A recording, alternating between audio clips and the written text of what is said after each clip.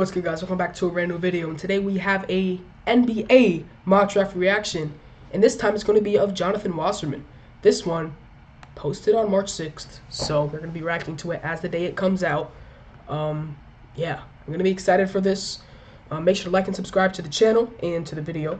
Go into the description, submit your video ideas, because there's a very good chance I will be doing them. But overall, Jonathan Wasserman's mock draft last time, not so good. This time, let's see.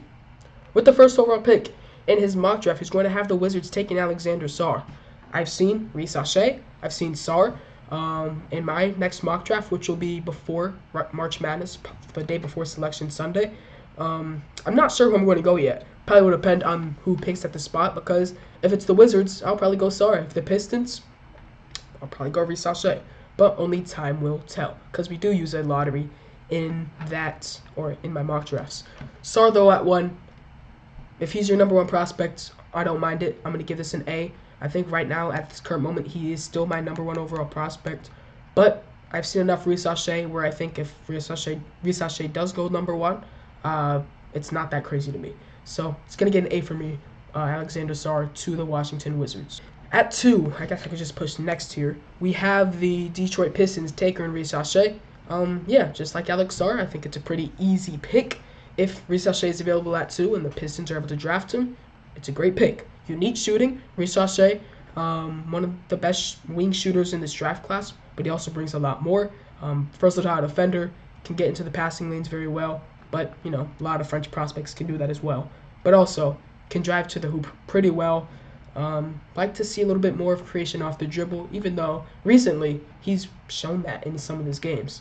I think Wasserman will turn into a pretty great role player. Don't think he'll ever be the number 1 on the championship team, though. This is going to get an A for me. I like the pick at 2. At 3, we have the Spurs taking Nikola Topic. Yeah, I also like this pick. If the Spurs are able to pair Topic with Wembanyama, that pick and roll can be kind of nasty. Maybe to the better extent of what Tony Parker and Tim Duncan were able to do. That might seem like a little bit of a stretch, but honestly, not really. Topic, he's a 6'6" point guard who, I mean, comparison to Goran Dragic, excuse me, he could shoot the ball. His shot creation off the dribble was a lot better than what I originally thought it was going to be going into the season. Has dealt with an injury. Not sure if he's back from that yet or if he's about to return back. Looks like he's still injured at this current moment. He could be back soon. I mean, he was out for 6 weeks and he's still projected a top 3 prospect. I think that by itself shows how good Topic is. Yeah, pick and roll, Wembanyama, Topic, that sounds great for the future. This is going to get an A+ for me. Spurs getting their future point guard. It's a great pick. At 4, we have the Hornets taking Ron Holland. And I did not expect Ron Holland's draft stock to not be affected at all, considering he's going to be out for the rest of the season. Yes, I think it's a left-hand injury, but even with that, he's still supposed to be a top 5 pick, which I think that just goes to show how high these teams are on Ron Holland. He's a guy who I thought could go number 1 going into the season, and now if the Hornets are able to take him at 4, that could be great value. At the end of the day, Ron Holland could be viewed as the best player in this draft class, and you really don't have to make an argument on that end. I like the pick here at 4. Kind of gives you a nice duo of wings with him and Brandon Miller. We're able to do different things. Obviously, Miller more of the shooter. Ron Holland, I mean, as we can see in this picture, not afraid of contact. I'm going to give this one an A. I like the pick at 4. It's going to be interesting to see who goes higher in this draft, Holland or Buzelis. But I think right now, Holland is probably the better prospect. At 5, we have the Blazers taking Buzelis, like I just mentioned earlier.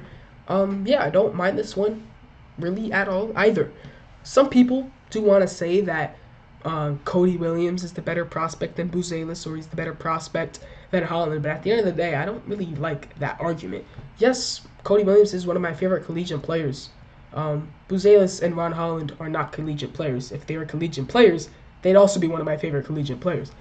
That being said, I think both Buzelis and Holland are better prospects than Cody Williams. I know Cody Williams has shown good efficiency for the Buffaloes this season, but his volume's not that high. He has 2 players on his team, Kenneth Simpson and Tristan Da Silva, who both average around 20 points per game. That leaves him to shooting what? I mean, Cody Williams makes less than a 3 a game. So, he does shoot 46%, but makes less than a 3 a game. So I think we do have to calm down on that a little bit. His volume's not as high because he has players who shoot the ball on his team. But don't expect these shooting splits to translate right into the NBA because most likely they will not. Buzelis here to the Blazers at 5. It's going to get an A for me as well. At 6, we have the Grizzlies taking Reed Sheppard. I like this. I mean, off the bench right away, can be a spark plug, lead that second unit. Right now, your backup point guard behind Ja Morant is Derrick Rose, who, we'll see if he even comes back to the NBA next year or if he retires. But, yeah, getting Reed Sheppard as your, future backup point guard, maybe even starting shooting guard if we're willing to move Desmond Bane to the 3, sounds great to me. Sheppard's just been playing elite this season. Don't see him fall out of the top 10 at this current moment. This is going to get an A for me as well, 3 straight A's. But I think Reed Sheppard would fit perfectly into this Memphis Grizzlies team. And I did not mention Marcus Smart as the backup point guard, but I think Reed Sheppard as a backup guard in general will be pretty good for the Grizzlies. At 7, we have the Spurs taking Rob Dillingham. So we have the Spurs taking both Topic and Dillingham in this draft as their draft class. Okay. This might be a trade out spot. If the Grizzlies, if this pick is top 7, I believe this is the Grizzlies, so I'm not so sure about this. Or excuse me, not the Grizzlies, the Raptors. Or I guess actually it's 1 to 6. I just looked it up, so I guess it does make sense. But getting Dillingham and Topic is definitely interesting.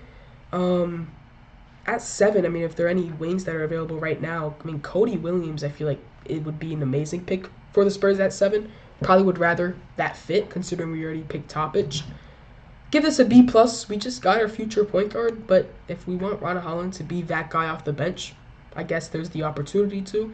But to solidify our future starting lineup, I kind of like Cody Williams here at 7. But honestly, that Rob Dillingham brings explosive scoring right away off the bench, even at Kentucky. So it's going to get a B+ for me.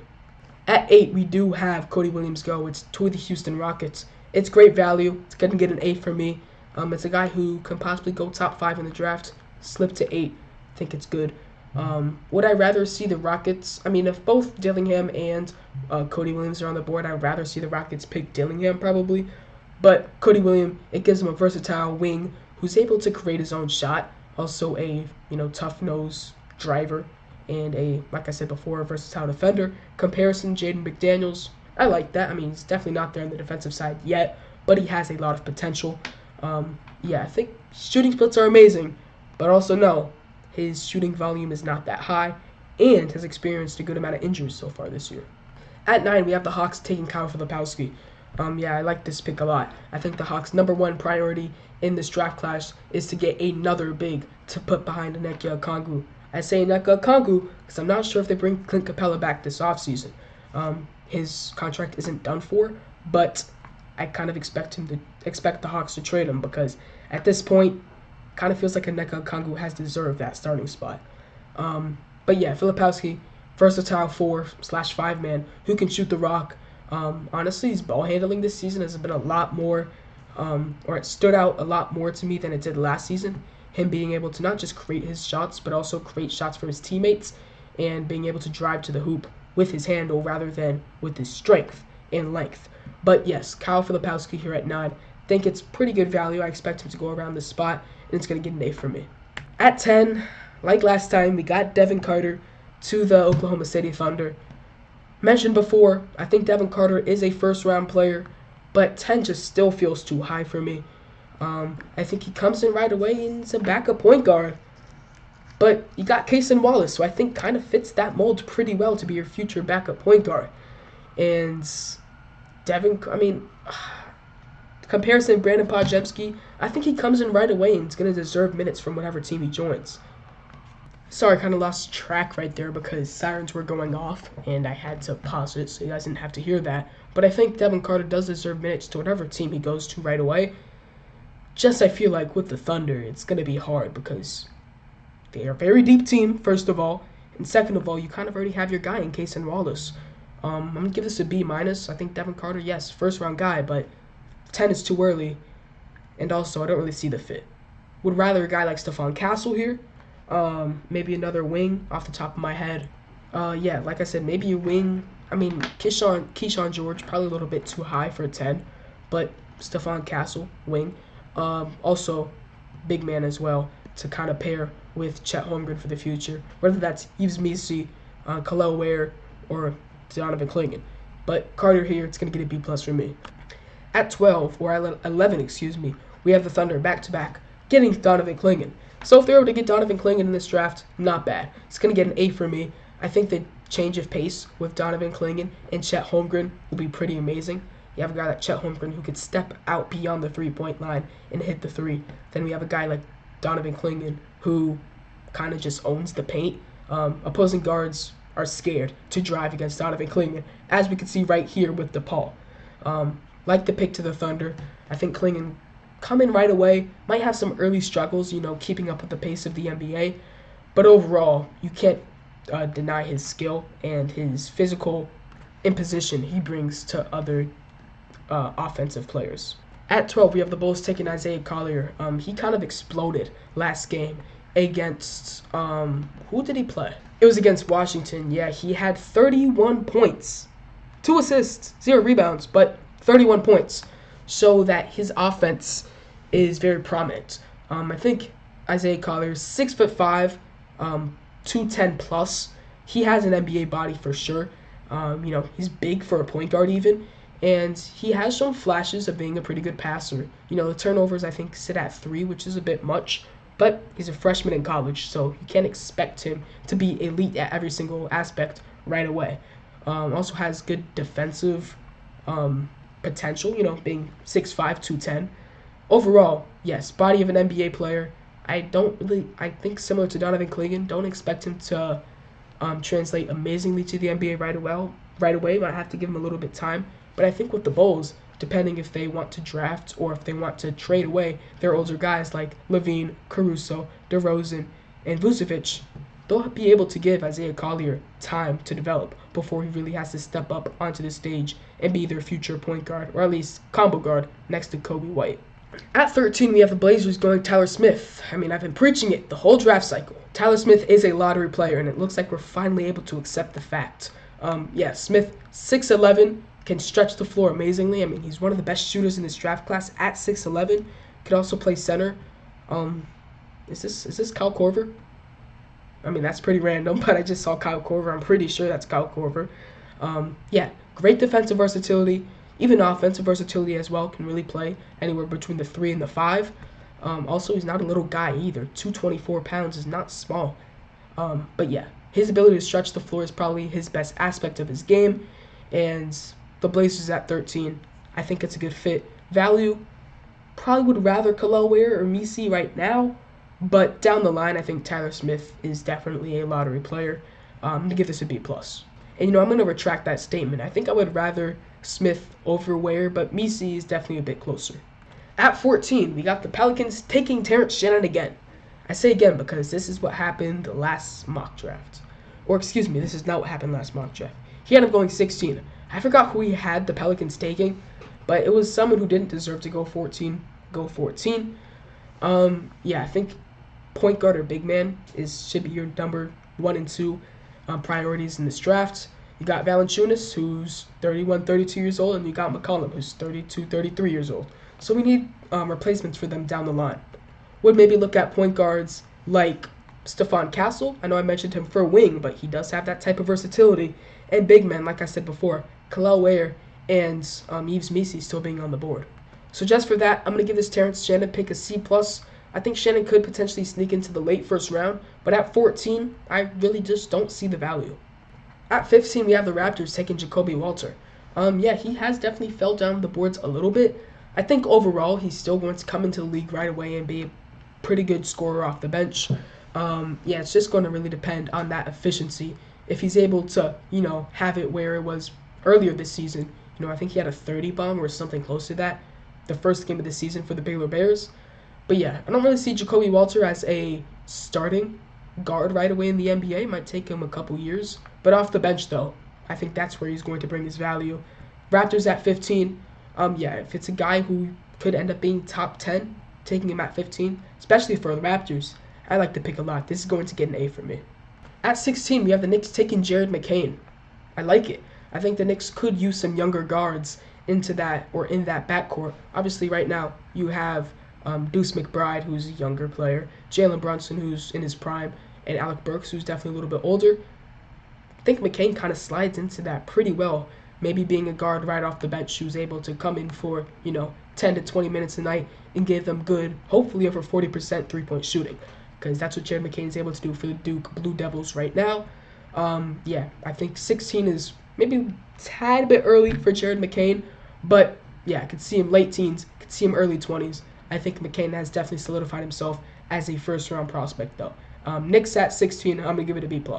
At 17, we have the Miami Heat taking Dalton Knecht. I think right now the Magic must have a lower pick because I have not seen them yet. And I think if the Heat are able to take Knecht at 17, the fit, okay, maybe. I mean, you have Duncan Robinson, who kind of is probably going to end up playing the same, or Knecht, who's going to end up playing the similar role to what Duncan Robinson does right now. But I think Knecht's definitely a little bit more versatile. He can score at all three levels. Duncan Robinson, probably more at that third level. But yeah, I think Dalton Knecht probably should end up being Player of the Year, but you got Zach Edey, so there's that. But yeah, 17, it's going to be amazing value. I think Knecht can go top. I think Knecht can go lottery in real life, so getting him at 17 is great. Fit-wise, maybe not the best, but overall, it's great value. So it's going to get an A- for me. At 18, we have the Hawks taking Johnny Furphy. With their first pick, who did they end up going? It was... where is their pick? Kyle Filipowski. So, Furphy, you know what? Not terrible. I think with their second pick, they should pick someone in that backcourt. I think Furphy does fit that. But with Stephon Castle being on the board, I kind of like that. Like the fit to the Hawks at 18. But yeah, teams are apparently high on Furphy, so he probably will end up being a first-round pick if he decides to declare. But I also know that teams are high on Stephon Castle. So, kind of would like Castle better here at 18. So Furphy's going to get a B- for me. I just think Castle's not only the better fit, because he does bring defensive upside, also can really play the one through the three, but also he's the better player. At 19, we have the Suns taking Kel'el Ware. Haven't seen Yves Missi yet, so interesting. But I do think that the Kel'el Ware fit to the Suns is better than what a Yves Missi fit to the Suns would be. Kel'el Ware, he's more versatile on the offensive side of the ball, can create his own shot really well. Was able to watch him against Penn State, I think 2 weekends ago. Got him to foul trouble, but while he was on the court, he was near unstoppable. His baby hook / floater, no one could really guard it. Also had some good post moves, and the three-point shot, while he didn't display it in that game, we know is prominent as well. So to the Suns specifically, I do like Kel'el Ware better than Yves Missi, but prospect-wise, I would lean Yves Missi. Overall, though, I think I'll give Kel'el Ware to the Suns a B+. At 20, we do have Yves Missi to the Magic. Amazing value, fills a position of need. Right away, this is going to get an A+ pick for me. I think Yves Missi has flown up the draft boards where I think he has a good chance of being a lottery pick. And going to the Magic, they do have Wendell Carter. We'll see if they decide to, retain him for the long run. Because we do know they have a good little compact team right now, with guys like Cole Anthony, Jalen Suggs, obviously Wagner and Banchero. Then at that center position, you do have Wendell Carter Jr., but for the long run, a cheaper Yves Missi might be the better way to go. It's going to get an A+ for me. I really like the pick. At 21, we have the Philadelphia 76ers taking Jalen Tyson. Don't mind this pick. You might expect me to be a little bit more mad because that's how it was last time I reacted to this at 19. But yes, would I rather Stephon Castle? Yes, but Jalen Tyson is not a bad pick at all. Do still have him as an early second-round guy, but overall, this is going to get a B for me. The 76ers need to, focus on their backcourt and their big man. Right now, Ware's not on the board, Klingen's not on the board, Missi's not on the board, so that kind of takes out the big man position. Castle's still on the board, so there's that. But other than that, Jalen Tyson is not too far away from being a good pick at 21, so it's going to be a B for me. At 22, we finally have the Knicks take Stephon Castle. It's going to get an immediate A+ for me. The value is 100% there. I think Stephon Castle can come into the league right away and not only be a versatile defender, 1 through 3, but also offensive side as well. you know, I would still consider him a 3-level scorer, not to the extent of Dalton Connect on that 3rd level, obviously, the 3 ball, but in the paint in the mid-range has looked good for Stephon Castle so far this year. Has a chance in the conference tournament, in the Big East tournament, and in the, the national championship tournament, March Madness, has a chance to, show that 3-point ball a little bit more and solidify himself as a lottery pick. But right now, I mean, Castle falls to 22. Whoever ends up picking him, it's going to get a steal. It's going to be an A+ for me. At 23, we have the Pelicans take Tristan da Silva. Someone I mentioned a bit earlier. I don't mind this at all. I think they are livid that Castle didn't fall down one more spot and they're able to snag him at 23. But da Silva gives them a versatile power forward or / wing who can really, another guy who can really score at all 3 levels. But he's definitely different because of size. Gonna give it a B-. Off the top of my head, I don't know how many players I'd rather over Silva, but I mean, I kind of would like the potential of Keyshawn George go to the Pelicans at 23, because like I said with the Magic, you already have your core really with your obviously CJ McCollum, Herb Jones, Trey Murphy, Zion Williamson, Jonas Valanciunas. Then off the bench, guys like Jordan Hawkins, Jose Alvarado. You got a lot of options. So maybe adding a guy like Keyshawn George who can, maybe spend some time in the G League, get better over time, probably excites me a little bit more than what Tristan da Silva does.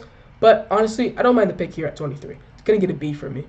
At 24, we have Ulrich Chomche, or Chomche. Don't really know how to say his name still. How long are these? I guess is this highlight reel. I guess we can watch a little bit of his game. Looks like a versatile big man. I mean, that didn't look like a good touch, but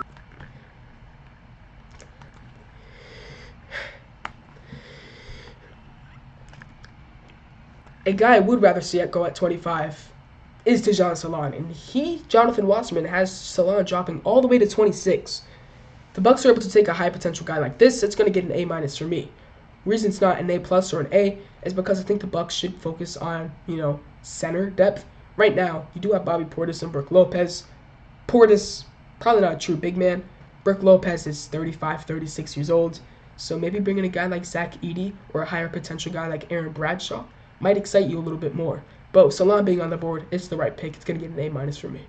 At 27, we have Kevin McCullough out of Kansas. Reason he's dropped a little bit is because of his injury. And reason the Kansas Jayhawks has also dropped a little bit. I think they're ranked 14. It's also because of his injury. So that also shows his value on the court. I think he should be a pretty solidified first-round guy. We've seen how good the Jayhawks are with him and without him. And hopefully the Jayhawks can make a little bit of a run this March Madness. And maybe we could see Kevin McCullough get his name into the lottery. I like the pick here at 27, though, to the Utah Jazz. I'm going to give this a B+. At 28, we have Colin Murray Boyles out of USC, or I guess South Carolina, but it is USC. Don't mind this really at all. Player comparison, Julius Randle. I need to see more of a 3-point shot from him. I was able to watch some film on him, and I think he does end up being, if he declares, because I'm not 100% sure if he declares, I think he probably ends up being more of an early 2nd-round pick. He is a freshman, though. Also has great size at 6'7", 213, or 231, excuse me. I think overall, though, definitely needs to see a little bit more of a 3-point shot out of him for him to be a certified first-round pick.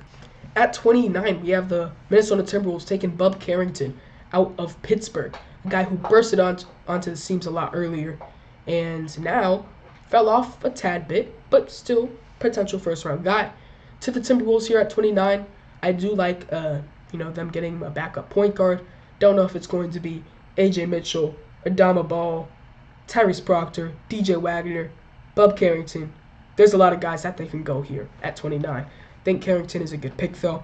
I like Carrington still. I know he hasn't been the most efficient over the last couple months, but what we saw at the beginning of the season, I think that by itself kind of shows us why he deserves to be a first-round pick. This is going to get a B+ for me. And last first-round pick, we do have Kenneth, or KJ Simpson, to the Celtics. Like this pick as well. I mean, he's one of the point guards I did not mention to the Timberwolves at 29. But yeah, KJ Simpson is an elite scorer. 19.9, basically 20 points per game.